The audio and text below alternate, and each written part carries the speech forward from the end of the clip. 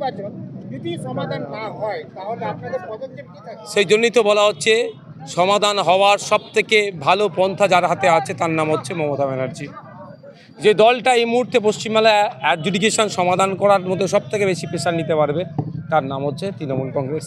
তাই তৃণমূল কংগ্রেসকে আমরা আহ্বান করছি 60 লক্ষ ভোটারদের স্বার্থে নির্বাচনের বৈতরণীতে অংশগ্রহণ না করে যতক্ষণ না পর্যন্ত এই সমস্যার সমাধান হচ্ছে ততক্ষণ পর্যন্ত এই নির্বাচন থেকে বয়কট করুক, এই ডাক দিক।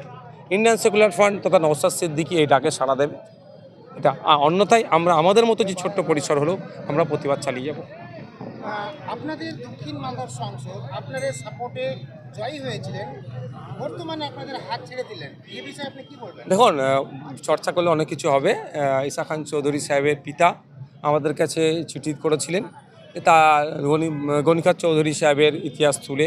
গণিকান চৌধুরী সাহেবদের পরিবারদের সাথে আমাদের ফুরফুরা শিবের পরিবারের একটা সুদীর্ঘ দিনের সম্পর্ক, ফলে আমরা কিন্তু সেই সময় সিট এখানে দেওয়া থেকে অব্যাহতি ছিলাম এবং আমরা সেখানে শুধু অব্যাহতি থাকিনি এবং আমাদের সম্পূর্ণ যে মেকানিজম আপনার সুজাপুর, মোথাবাড়ি, শামশেরগঞ্জ, ফারাক্কা আমরা টোটালটাই কাজে লাগিয়েছিলাম, সহযোগিতা করেছিলাম।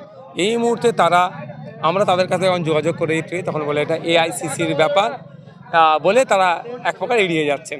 যদি কেউ এড়িয়ে যায় সেটা তো আমরা জোর করতে পারি না, তবে এক মাঘে শীত যায় না, শীত প্রতি বছরে ঘুরে ঘুরে আসে। এখানে বর্তমানে আপনাদের জালালপুরে 2.5 বছর পর আপনাদের আইএসএফের প্রধান গঠনের ছিল কথায়, কিন্তু 2.5 বছর বেরিয়ে গেছে, এখনও আপনাদের প্রধান গঠন হয়। হ্যাঁ, এটা কংগ্রেসের সাথে আমাদের চুক্তি ছিল, সে অনুযায়ী চুক্তি অনুযায়ী আমাদের সাথে তারা বাস্তবে রূপ দিচ্ছে না, আমাদেরকে আগামীতে ভাবতে হবে। এবং সুজাপুরে কিছুদিন আগে একটা বিএলও মারা গেলেন এবং গতকালকে একটা বিএলও মারা গেলেন এসআইয়ের চাপে, একের পর এক বিএলও মারা যাচ্ছেন, আপনি কি বলবেন? আমি তো ওই জন্য বারবার বলেছি যে সাধারণ মানুষকে যে বিএলওদের উপরে আপনারা বেশি প্রেশার করবেন না, অত্যাধিক চাপ বিএলওদের উপরে, কারণ তারা ফিল্ডে নেমে কাজ করছে। এটা অস্বীকার করার কোনো জায়গা নেই। চাপের কারণে অনেক জায়গায় বিএলওরা সুসাইডও করেছে, মারাও গিয়েছে। কারণ ইলেকশন কমিশন অফ ইন্ডিয়ার কাজ হবে যারা মারা গিয়েছেন তাদেরকে পর্যাপ্ত পরিমাণে ক্ষতিপূরণের ব্যবস্থা করা। সুজাপুর বিধানসভায় 34 লক্ষ মানুষের ভোটাধিকার আন্ডার অ্যাপ্লিকেশন হয়ে আছে, তাদের উদ্দেশ্যে কি বার্তা থাকবে? এবং তাদেরকে বলবো আমাদেরকে ফলো করুন। আমরা একটা কথা বলেছিলাম, একটা বৈধ ভোটারের নাম কাটা গেলে তার জন্য আমরা সর্বোচ্চ লড়াই করব। আর্টিকেল 326 আমার ভোটদানের স্বাধীনতা দিয়েছে, আমি ভারতীয় নাগরিক, 18 বছরের ঊর্ধ্বে সেটা।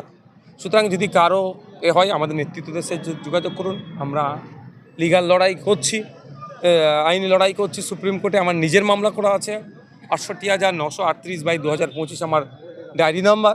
আমি কলকাতা হাইকোর্টেও ভাঙড়ের মানুষদেরকে নিয়ে আমি মামলা করতে চলেছি।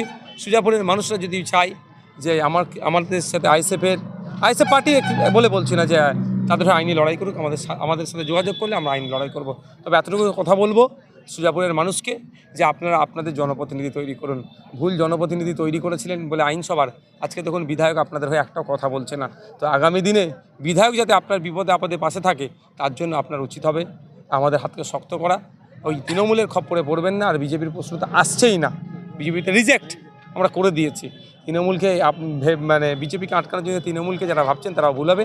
আসলে অল্টারনেটিভ আমরা যে পলিটিক্স প্রোভাইড করতে চাইছি, আইএসএফের হাতকে শক্ত করুন। আগামী 2026-এ সুজাপুর মোথাবাড়ি থেকে আইএসএফকে উপহার দিন। Thank you.